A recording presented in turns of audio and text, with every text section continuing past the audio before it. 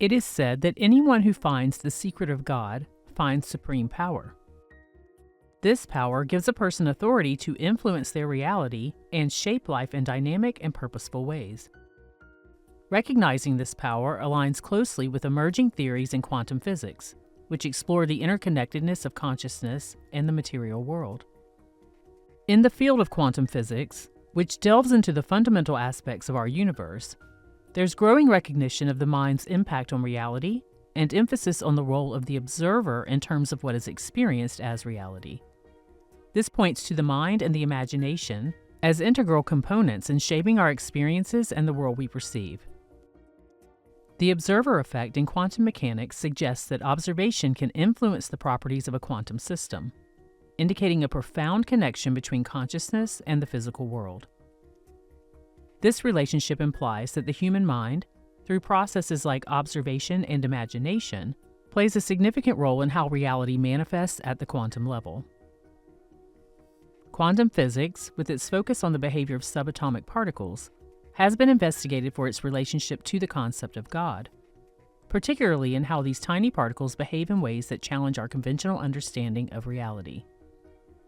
It shows us that the universe is more interconnected to our thoughts and observations than previously thought, pointing to imagination as an all-creative force. In other words, imagination and consciousness have a more direct influence on the physical world than traditional science has acknowledged. The notion that the universe is made up of probabilities and is influenced by the observer aligns with the concept that imagination, as a form of focused thought or consciousness, plays a major role in shaping our reality. These ideas offer a more integrated view of the universe, where mind, matter, and what is termed as spiritual or divine forces are closely linked. From Neville Goddard's 1969 lecture entitled Imagination, he states, "The secret of imagining is the secret of God. Anyone who finds it finds supreme power, supreme wisdom, supreme delight. Everyone should aspire after this secret and try to unravel it. For whatever you find about your own wonderful human imagination, you are finding about God. For your imagination and God are one and the same. There is no other God. You imagined yourself into this world, and you'll imagine yourself out of it. You came into this world for a purpose, and when the purpose is fulfilled, you will detach yourself from it and return to the being that you were prior to your descent into this world. Man is all imagination, and God is man, and exists in us and we in him. The eternal body of man is the imagination, and that is God himself." Blake. He goes on to state, "Now I am not saying it is the easiest thing in the world for you to accept this. It will come to those who have never heard it before as blasphemy. It will come as a shock, an awful shock, when man who is trained to believe in an external God to whom he bows, to whom he prays, then to discover that he is not on the outside at all. As we are told in Scripture, 'Do you not know that you are the temple of God, and the Spirit of God dwells in you? And God is Spirit.' 1 Corinthians 3:16. Well, if God is Spirit, and his Spirit dwells in you, you can't divide it into different kinds of spirit. God is Spirit, and his Spirit dwells in me. Now, if his Spirit dwells in me, I try to find out what that Spirit is in me that I can call by another name that is more intimate. Well, I have found it, and the Spirit of God, which is God himself in me, is my imagination. And if all things are possible to God, and if I can but believe that they are possible to me, well, then it's entirely up to me to find out how to believe it." The scientific process of manifestation through this divine power, what Neville terms as the secret of God, is deeply rooted in creativity and imagination. The imaginative process is not just about generating new ideas, but also about evaluating and refining these ideas for deliberate creation, rather than living in a reflection of reality that happens by default. The concept of imagination as an all-creative force, especially in the context of deliberate manifestation, is supported by various theories and practices. These theories integrate the role of the subconscious mind and the principles of quantum physics. Imagination in the subconscious mind. The role of the subconscious mind in generating intuitive ideas, supports Neville's ideas regarding the power of the imagination. The subconscious mind continues to process problems even when we're not actively thinking about them, leading to sudden insights and creative solutions.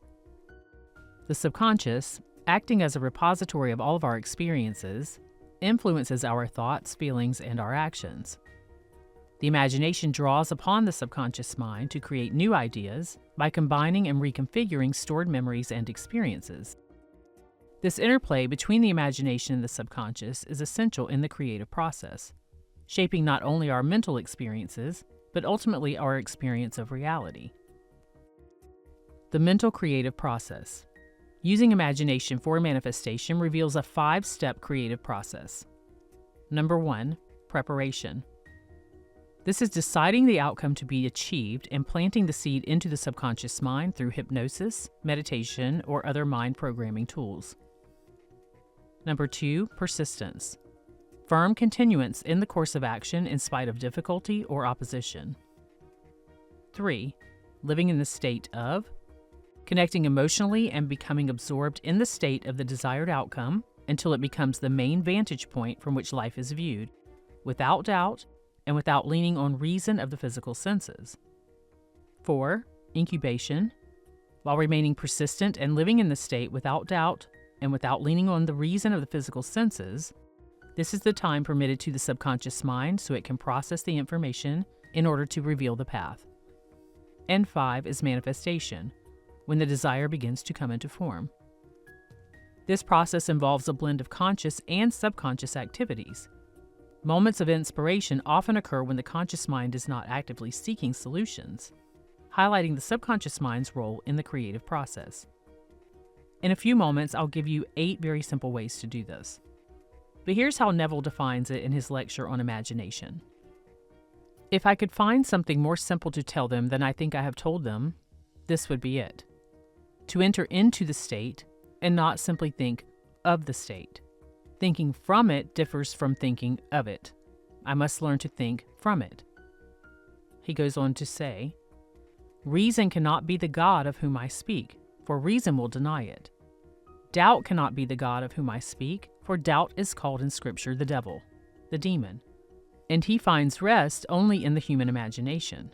The imagination that will entertain him, that's where he went. If I will have no room in my imagination for doubt, then I am on the road to learning the art of believing. How to believe when reason denies it, when my senses deny it. Well, entering into the image is the most delightful thing in the world. You can try it tonight when we go into the silence. Try it in the simplest little way, putting yourself elsewhere by thinking elsewhere here, making there here, and then now. And you can do it. It's not difficult if you'll try it. Neville also discusses the difference between daydreaming about your desire and actually occupying it for the purpose of manifesting it into the physical when he says in his lecture, I know this much. If you believe to the point of acceptance, life will be marvelous for you. Perfectly wonderful, for this is the one secret in the world that everyone should aspire to solve. For God is that pure imaging in ourselves. He underlies all of our faculties, including our perception, but he streams into our surface mind, least disguised in the form of productive fantasy. I sit here and have a daydream. Well, that's God in action. But then someone breaks it and I forget it. I didn't occupy it. I simply had a daydream, but without occupancy. That's one of the greatest fallacies in the world, perpetual construction. It's a daydream, deferred occupancy. I don't occupy it. I don't go in and possess it and make it mine. If I, in my imagination, could go right in and possess it and make it mine, if I, in my imagination, could go right in and possess it and clothe myself with the feeling of the wish fulfilled, actually clothe myself with it by assuming that it's done now, until I feel natural in that assumption, and that assumption, though at the moment denied by my senses, if persisted in, will harden into fact. So this is our great secret concerning imagining. Neville Goddard believed that by visualizing and emotionally connecting with the desired outcome, one could manifest it into reality. His approaches were deeply rooted in the belief that imagination creates reality and that consciousness shapes our external experiences.